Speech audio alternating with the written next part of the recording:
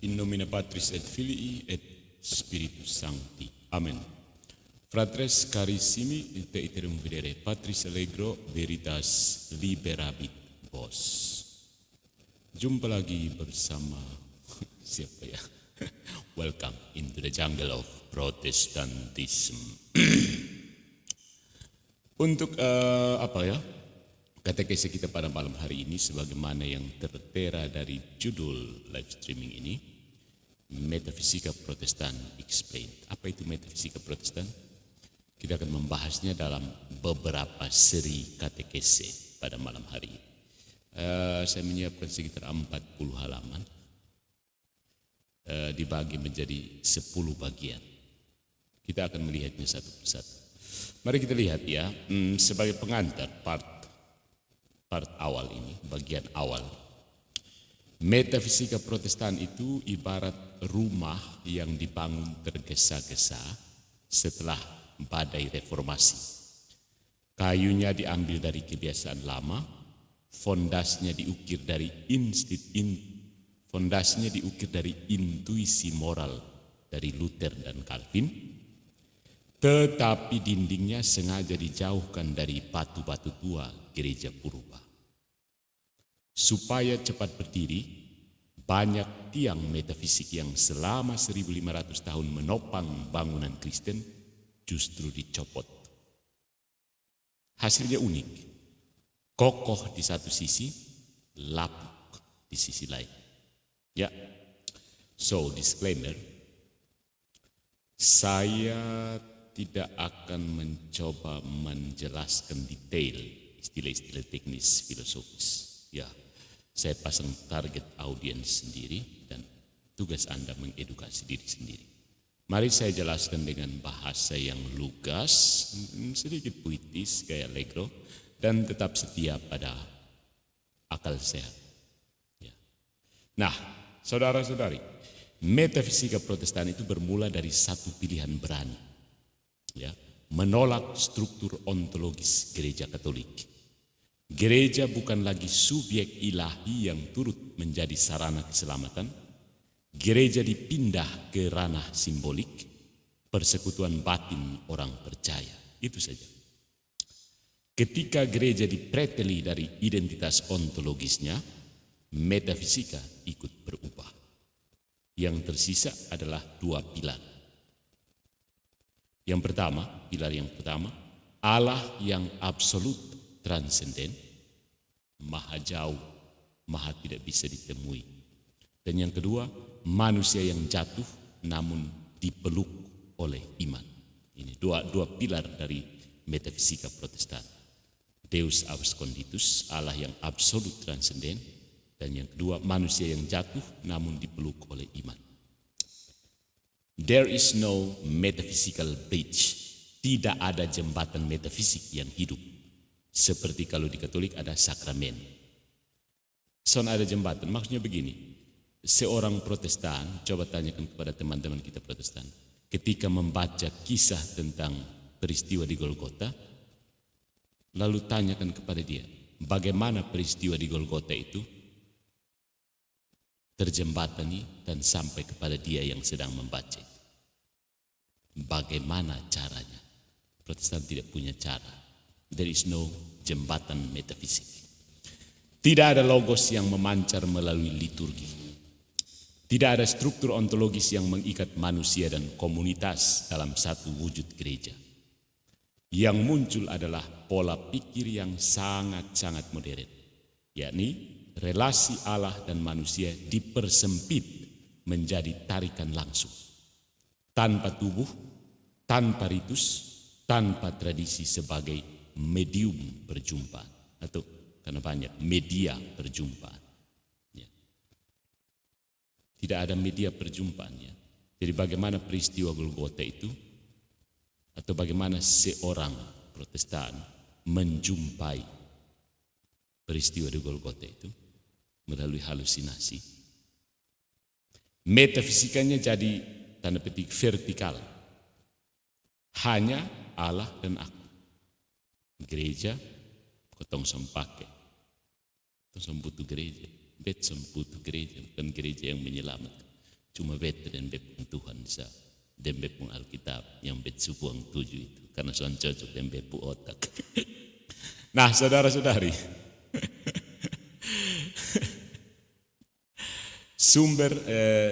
sumber-sumber reformasi menyimpan jejak seperti ini, jejak tersebut. Mana tidak terdengar suara? Tes, oke.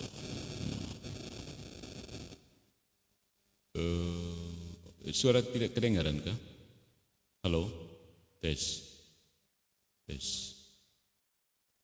Mikrofon, kayaknya kedengaran sih. Bagaimana suara nggak kedengaran? Oh, suara kecil sangat. Oh gitu. Tes. Oke. Suaranya sangat kecil ya. Bagaimana? Tes dulu. Tes. Halo. Feedback dulu. Feedback suara. Sound. Please give me the sound.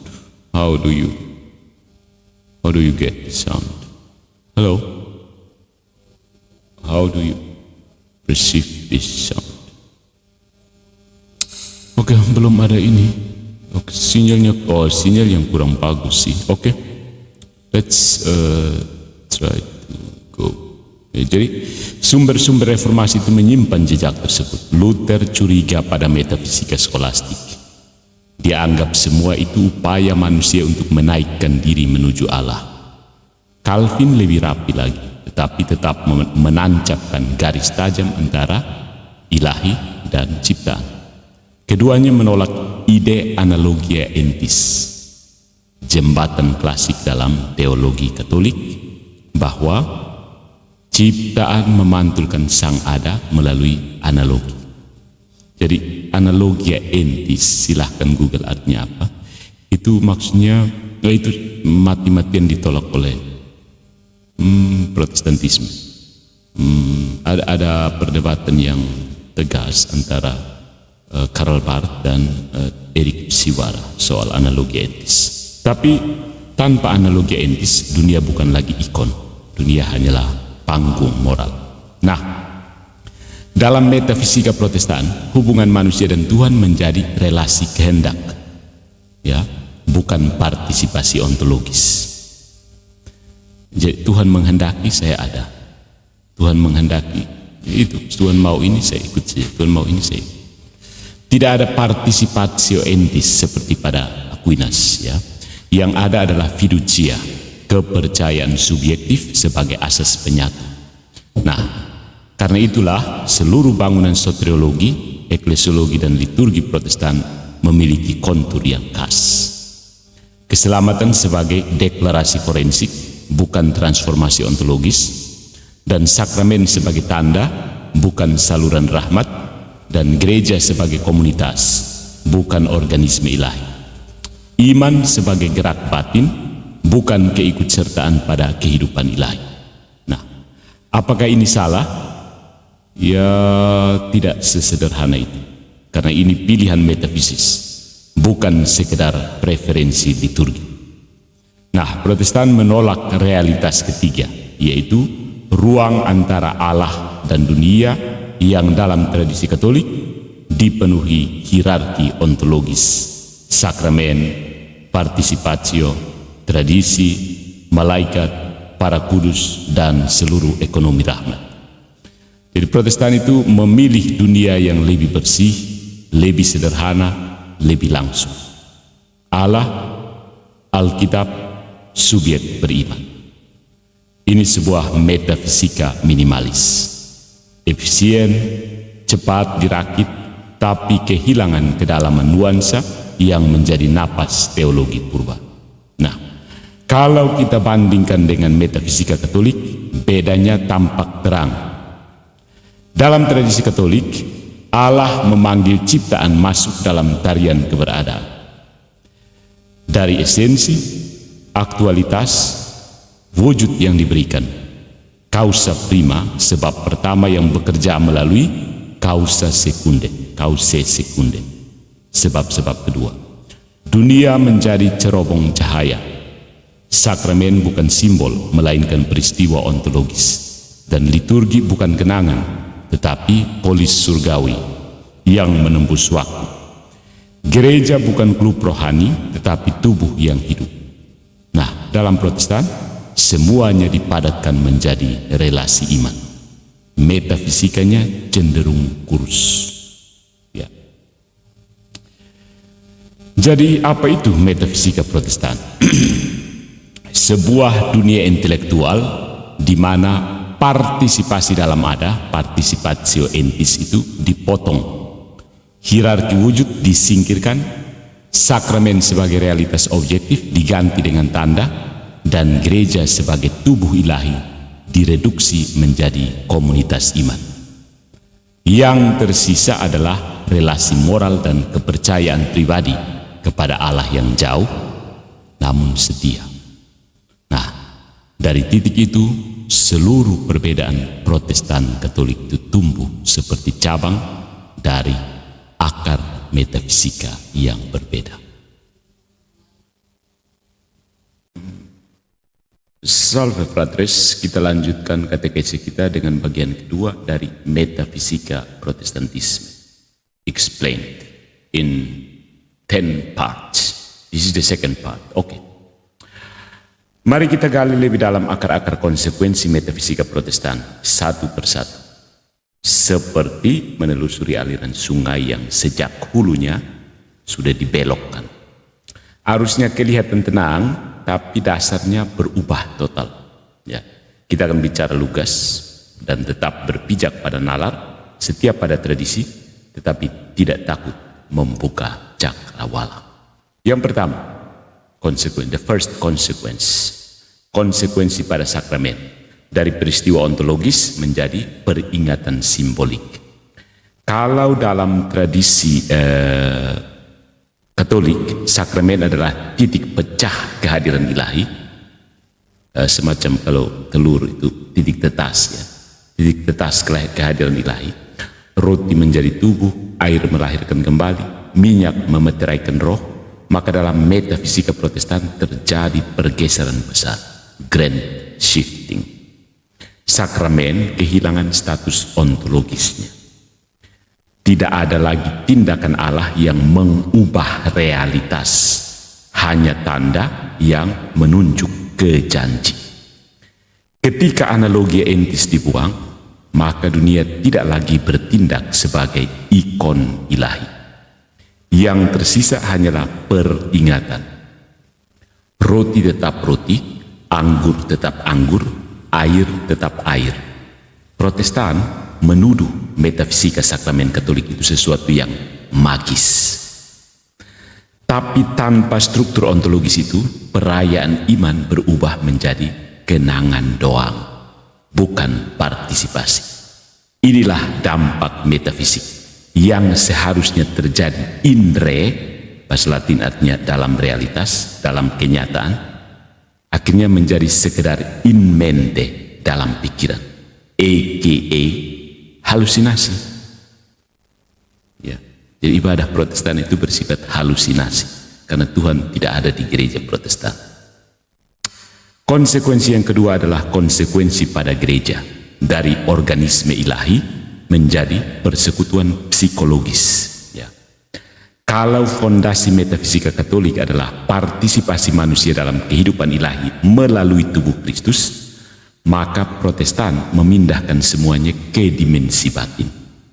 Tanpa jembatan ontologis antara sang ada dan ciptaan, gereja tidak lagi dipahami sebagai tubuh yang hidup, hanya komunitas orang yang sama-sama percaya.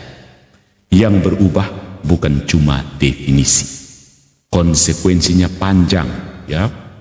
Tidak ada jaminan objektif kesatuan, tidak ada prinsip ontologis pemersatu, dan otoritas jadi tergantung pada interpretasi, tafsiran-tafsiran liar itu, bukan penerusan apostolik. Di sini metafisika memotong akar eklesiologi. Gereja tidak bersatu karena wujudnya satu, tapi karena masing-masing anggota merasa satu. Begitu perasaan berubah, denominasi baru lahir. Tidak heran cabangnya membengkak seperti rumput liar, bukan karena jahat ya, tapi karena metafisika mereka memang membiarkan fragmentasi sebagai gejala natural, sesuatu yang alami. Di Protestan itu perpecahan itu wajar bagi mereka. Pecah terus, membelah diri sambil membela diri. Konsekuensi yang berikutnya adalah konsekuensi pada keselamatan. Deklarasi legal, bukan transformasi ontologis. Kata-kata cukup teknis ya. Ketika manusia tidak dipahami sebagai partisipan, pengambil bagian dalam ada ilahi, keselamatan pun berubah bentuk. Keselamatan bukan lagi proses perubahan wujud, tetapi menjadi sekedar keputusan yuridis Allah. Keselamatan bukan penyembuhan kodrat, tetapi pengampunan status. Doktrin imputed righteousness, kebenaran yang hanya dihitungkan, lahir dari metafisika seperti itu. Manusia tetap berdosa, hanya ditutupi kebenaran Kristus seperti salju menutupi tumpukan sampah. Aquinas melihat rahmat sebagai habitus, kualitas ontologis baru yang mengubah manusia menjadi serupa dengan Allah. Tapi ketika kemampuan ciptaan untuk menerima partisipasi ditolak, keselamatan hanya bisa didefinisikan sebagai deklarasi sang hakim. Akarnya bukan biblis atau moral, akarnya ada pada metafisika. Ya. Konsekuensi yang berikutnya adalah konsekuensi pada Alkitab. Dari tradisi hidup menjadi objek final yang beku. Tanpa struktur ontologis gereja, tanpa sakramen sebagai saluran rahmat, Protestan menempatkan Alkitab sebagai satu-satunya otoritas objektif yang tersisa.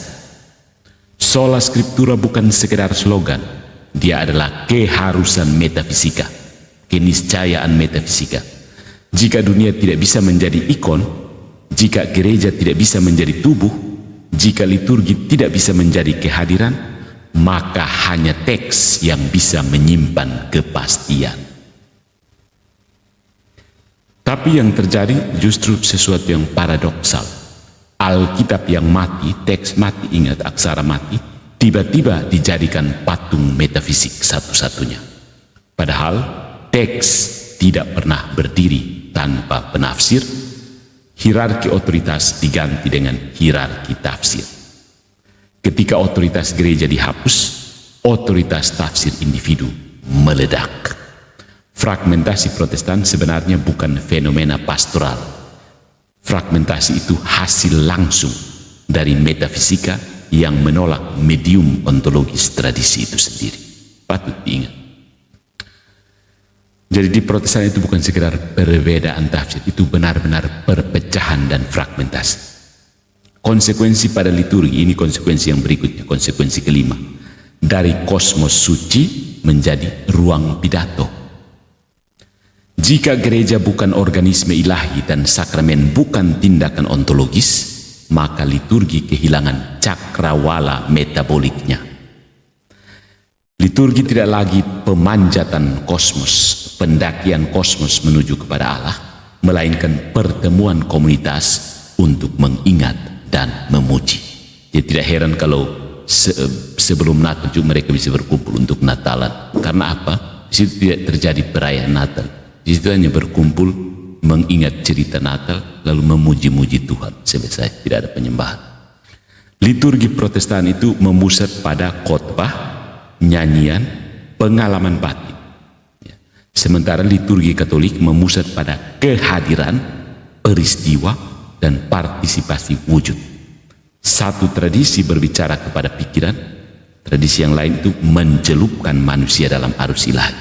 Yang pertama ini yang Protestan, berbicara dengan pikiran dan halusinasi, sementara tradisi Katolik itu justru mencelupkan manusia dalam arus ilahi. Sekali lagi, akar perbedaannya bukan psikologi, tapi metafisika. Ya. Konsekuensi yang berikutnya adalah konsekuensi pada otoritas. Dari batang pokok menjadi cabang-cabang bebas. atau lebih tepat cabang-cabang liar. Dalam metafisika Katolik, otoritas apostolik itu ontologis, syarat keberadaan. Dia tertanam dalam struktur gereja karena gereja adalah tubuh Kristus. Dalam metafisika Protestan, otoritas itu tidak mungkin menjadi ontologis sebab wujud gereja tidak memiliki dimensi metafisik. Itu kan kumpulan orang percaya doang. Hasilnya, setiap orang bisa memulai gereja baru jika merasa roh memimpin dia. Interpretasi, tafsir-tafsir itu menjadi sumber legitimasi. Demokratis tetapi rapuh. Yang bersatu adalah iman personal, bukan wujud komunal. Ya. Maka struktur otoritas tidak punya akar objektif. Dia sepenuhnya konstruksi, buatan, otoritas bikin sendiri. Begitu. Yang ketujuh adalah konsekuensi antropologis, bagaimana cara memandang manusia. Manusia sebagai subjek percaya, bukan sebagai makhluk berpartisipasi. Tanpa analogi entis, analogi wujud ini, manusia tidak dilihat sebagai ikon Allah dalam dinamika partisipasi. Manusia adalah subjek moral, bukan lagi makhluk metafisik. Iman adalah gerak hati, bukan transformasi esensial. Inilah yang membuat teologi Protestan kuat dalam etika, tetapi lemah dalam metafisika. Hidup moral dipandang sebagai respon, bukan partisipasi pada keberadaan ilahi. Ya, ini penting sekali. Coba dengarkan ulang, lalu renungkan. Poin yang berikutnya adalah konsekuensi pada sejarah gereja. Sejarah gereja. Dari tubuh berkesinambungan menjadi titik-titik yang muncul di mana-mana. Kalau gereja tidak memiliki kontinuitas ontologis, kesinambungan keberadaan, maka sejarah bukan aliran sungai hidup. Sejarah hanyalah kumpulan episode. Akar ke para rasul tidak diperlukan, itu di Protestan. Yang penting adalah kebenaran yang sama dibaca dari teks yang sama. Dalam metafisika Katolik, gereja adalah pohon. Dalam metafisika Protestan, gereja-gereja adalah tunas-tunas yang tiba-tiba tumbuh ketika manusia membaca kitab suci. Aneh bin ajaib. Metafisika Protestan adalah dunia yang disederhanakan. Allah dan manusia, satu kitab suci di antara mereka. Tapi tradisi purba melihat jauh lebih luas. Allah, manusia, gereja, sakramen, ritus, sejarah, para kudus, logos yang menembus dunia. Menembus ya.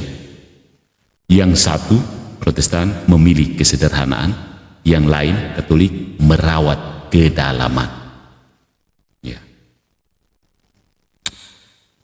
Ya, itu bagian kedua, konsekuensi logis dari metafisika Protestan. Kita lanjut nanti ke part berikut. Modernisme, sosial politik, dan hermeneutika relativistik. Konsekuensi lanjut dari metafisika Protestan.